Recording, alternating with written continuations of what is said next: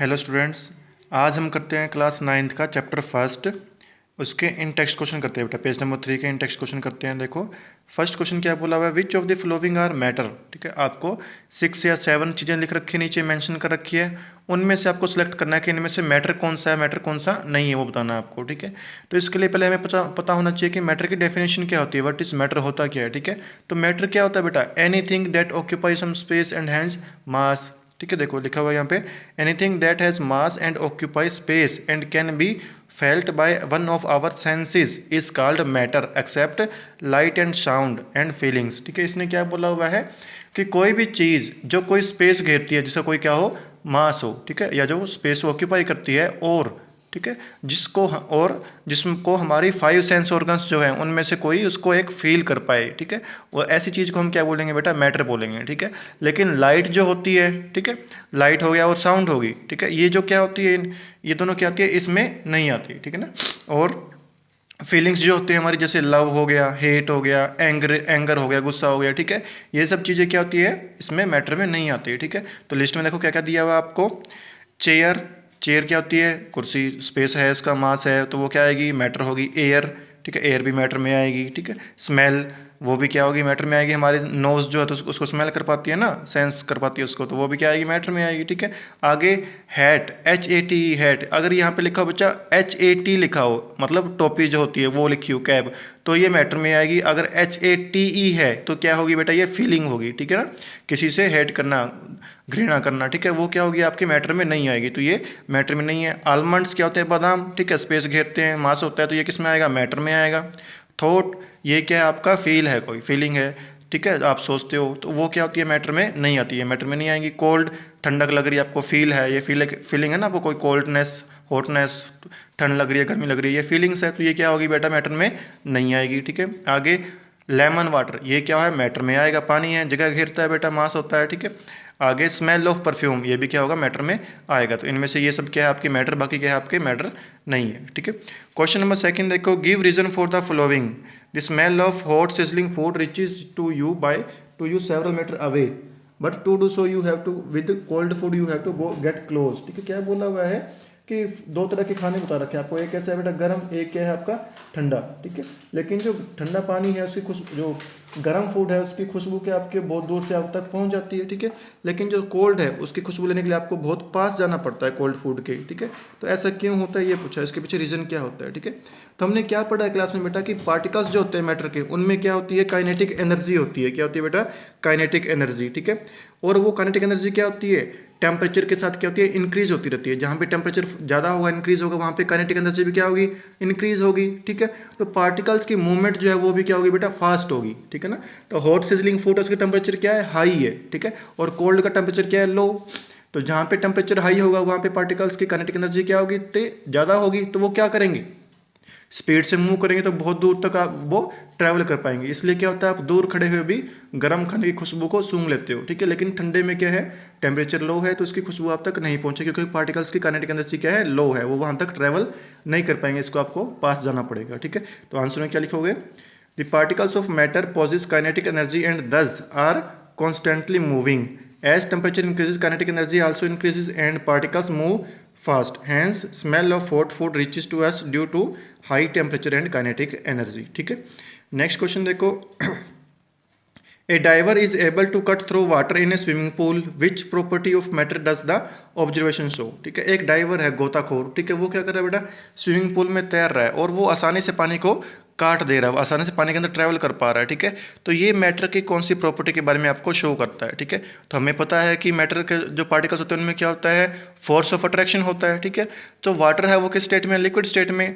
Liquid state में हमने क्या पढ़ा है कि फोर्स ऑफ अट्रैक्शन जो होता है वो क्या होता है बेटा, स्मॉल, कम होता है, बहुत कम होता है। इसी वजह से क्या होता है, उसके जो फोर्स ऑफ अट्रैक्शन है उसको हम एक्सटर्नल फोर्स अप्लाई करके उनको हम तोड़ सकते हैं। ठीक है, पार्टिकल्स के फोर्स ऑफ अट्रैक्शन को हम क्या कर सकते हैं, तोड़ सकते हैं इजली। ठीक है, तो डाइवर क्या करेगा, बाहर से फोर्स अप्लाई करेगा, उससे क्या होगा, पार्टिकल्स जो वाटर के पार्टिकल्स है उसमें जो फोर्स ऑफ अट्रैक्शन उसको क्या कर देगा, वो ब्रेक कर देगा और आसानी से उसके अंदर ट्रैवल कर जाएगा, आगे की तरफ तैर जाएगा। ठीक है, तो ये कौन सी प्रॉपर्टी शो कर रहा है मैटर की, कि particles of matter attract each other, या they have force of attraction between them, they have force of attraction between them और attract each other.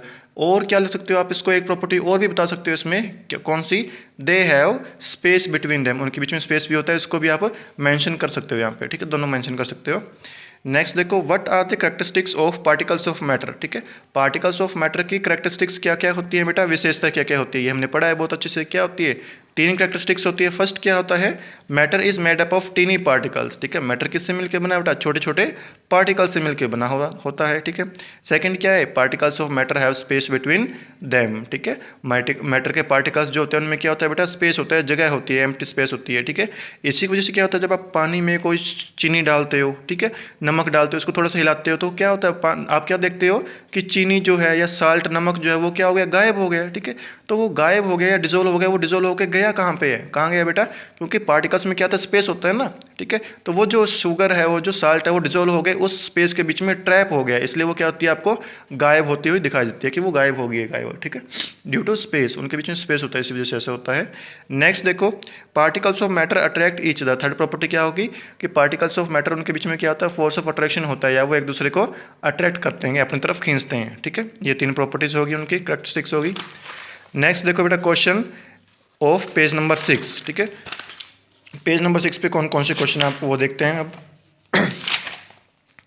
Page number 6 पे फर्स्ट क्वेश्चन देखो क्या बोला हुआ है, डेंसिटी के बारे में बोला हुआ बेटा। डेंसिटी क्या होती है, mass upon volume, mass divided by volume, ये होती है, डेफिनेशन दे रखी है। उसके बाद क्या दे रखा है आपको, 5 और 6 कंडीशंस दे रखी है, आपको उनको क्या करना है, अरेंज करना है, किस बेस पे बेटा, in order of their increasing density, ठीक है, उनको अपनी इंक्रीजिंग डेंसिटी के बेस पे अरेंज करना, मतलब सबसे पहले जो सबसे कम जिसकी डेंसिटी होगी उसको रखेंगे, फिर ज़्यादा वाले को, फिर ज़्यादा वाले, फिर सबसे ज़्यादा वाले को, ऐसे अरेंज करना है इनको, ठीक है।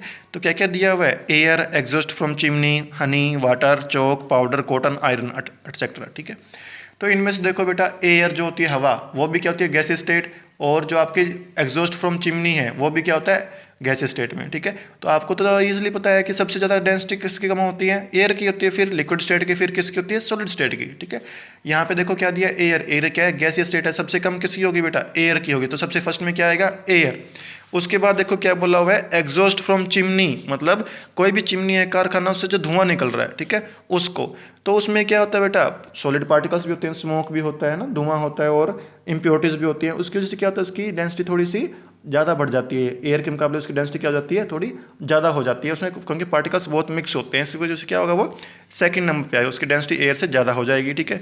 फर्स्ट एयर, फिर एग्जिस्ट फ्रॉम चिमनी। उसके बाद क्या बोला हुआ बेटा, कौन कौन से बच गए आपके, cotton, Honey, water and iron बच गया, ठीक है। तो इन सब में आप सिंपली एक्सपेरिमेंट करके देख सकते हो, ठीक है। रुई है आपके पास, कॉटन, उसको पानी में डाल के देखो बेटा, ठीक है, अगर वो पानी में डालते ही डूब गई, नीचे बैठेगी, इसका मतलब क्या है, वो पानी से हैवी है, तो जो चीज़ पानी में डूब गई उसकी डेंसिटी क्या है, वाटर से ज़्यादा है, ठीक है।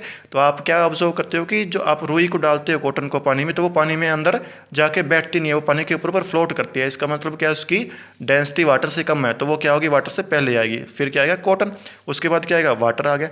नेक्स्ट क्या बचता है बेटा, हनी, चौक एंड आयरन, ठीक है। हनी का मतलब क्या होता है, शहद, आप पानी में शहद की 2 बूंद या 1 चम्मच शहद डालो, आप क्या देखते हो, जैसे आपने उसके पानी के अंदर ड्रॉप किया, वो क्या होगा, पानी में नीचे जाके बैठ जाएगा, ठीक है ना, जमा हो जाएगा, इकट्ठा हो जाएगा पानी में, इसका मतलब क्या है, पानी से वो हैवी है, ठीक है, इसकी डेंसिटी क्या है, वाटर से ज़्यादा है, ठीक है। तो वो क्या आएगा, वाटर के बाद आएगा, पहले क्या आएगा, वाटर, फिर हनी।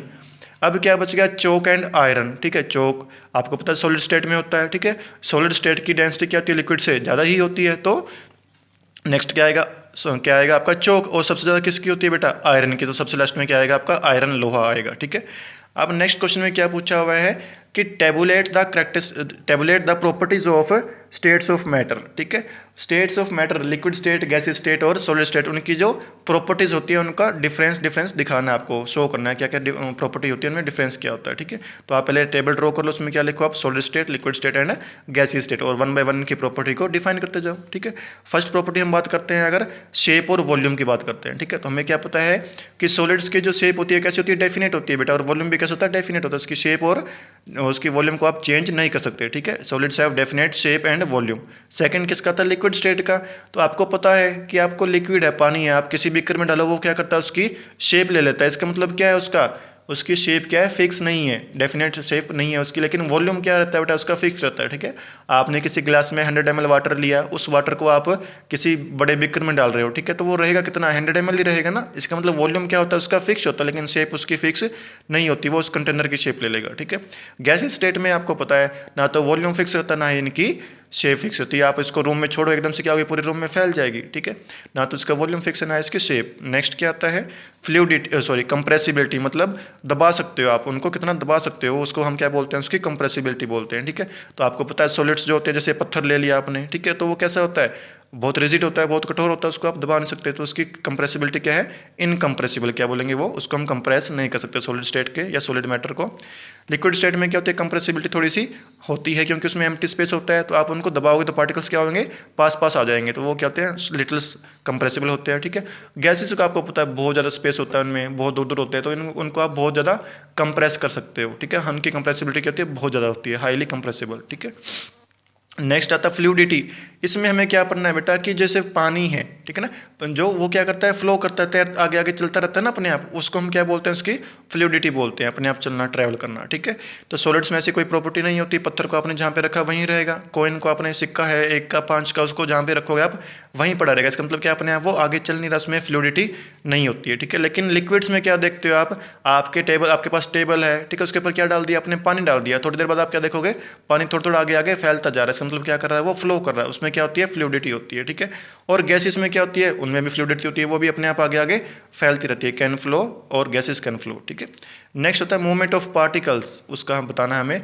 तो आपको पता है कि सॉलिड्स के पार्टिकल्स जो होते हैं वो क्या होते हैं बेटा, फिक्स रहते हैं, उनमें मूवमेंट ना के बराबर होती है। ठीक है, तो उनके पार्टिकल्स आपस अपने आप मूव नहीं कर सकते। ठीक है, लेकिन लिक्विड के पार्टिकल्स में क्या होता है, मूवमेंट होती है, वो थोड़ा थोड़ा ट्रैवल करते हैं। क्यों, क्योंकि उनके फोर्स ऑफ अट्रैक्शन क्या होता है, वीक होता है, इसकी वजह से वो क्या करते हैं, ट्रैवल करते रहते हैं। ठीक है, और गैसेस का पता है आपको, उनमें बिल्कुल भी फोर्स ऑफ अट्रैक्शन नहीं होता, तो वो बहुत ज़्यादा ट्रैवल करते हैं, हर डायरेक्शन में घूमते रहते हैं। ठीक है, लास्ट आता है आपका फोर्स ऑफ अट्रैक्शन। लास्ट क्या है, फोर्स ऑफ अट्रैक्शन की पार्टिकल्स जो है बेटा मैटर के तीनों स्टेट्स के, उनके बीच में फोर्स ऑफ अट्रैक्शन है वो कितना है। ठीक है, तो आपको पता है कि सॉलिड स्टेट है वो सॉलिड क्यों है, रिजिड क्यों है, क्योंकि उसके पार्टिकल्स में क्या है बेटा, फोर्स ऑफ अट्रैक्शन बहुत ज़्यादा है, वो एक दूसरे को बहुत स्ट्रॉन्गली अट्रैक्ट करके रखते हैं, खींच के रखते हैं। ठीक है, मोर फोर्स मैक्सिमम, लेकिन लिक्विड में क्या होता है, सॉलिड के मुकाबले कम होता है। ठीक है, लेकिन गैसेस से थोड़ा सा ज़्यादा होता है। गैसेस में क्या होता है, बिल्कुल भी फोर्स ऑफ अट्रैक्शन नहीं होता, नेग्लिजिबल होता है। ठीक है, ये होगी उनकी प्रॉपर्टीज़ में डिफरेंस।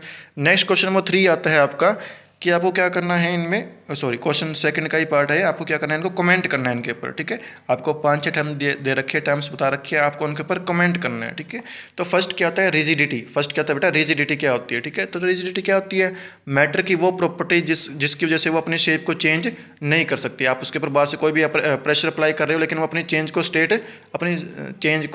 स्टेट को चेंज नहीं कर रही है, तो उसको हम क्या बोलते हैं, उसका रिजिडिटी बोलते हैं। ठीक है, तो क्या लिखोगे, it is the property of matter to resist the change of its shape. ठीक है, सेकंड कंप्रेसिबिलिटी, आप बाहर से फोर्स अप्लाई कर रहे हो उसको दबाने के लिए, लेकिन वो दब ना रहा है, उसको हम क्या बोलते हैं, उसकी कंप्रेसिबिलिटी। अगर वो दब जाए तो वो क्या होगी, उसकी कंप्रेसिबिलिटी। ठीक है, it is the property of matter by which its volume is decreased by applying force. किसी भी मैटर के ऊपर, किसी भी चीज़ के ऊपर आप बाहर से फोर्स अप्लाई कर रहे हो, उसकी वजह से क्या हो रहा है, वो अपनी शेप को चेंज कर ले रहा है, वो इकट्ठा हो जा रहा है, तो उसको हम क्या बोलेंगे, उसकी कंप्रेसिबिलिटी बोलेंगे। ठीक है, फ्लूइडिटी, फ्लो करने की पावर, फ्लो करने की property, it is the ability of matter to flow. ठीक है, फिलिंग ए गैस कंटेनर। ठीक है, किसी गैस को आप एक कंटेनर में डालते हो, तो आपको पता है गैस के पार्टिकल्स में फोर्स ऑफ अट्रैक्शन बहुत कम होता है और उनकी मूवमेंट क्या होती है, बहुत ज़्यादा। ठीक है, तो किसी गैस को आप किसी कंटेनर में डालोगे तो वो क्या करेगी बेटा, वो एकदम से फैलेगी और उस कंटेनर को पूरा एकदम से फिल कर देगी। ठीक है, नेक्स्ट आता है शेप। शेप क्या होती है बेटा, कोई भी चीज़, ठीक है, कोई भी चीज़ है उसके जिसको दूसरे से हम क्या कर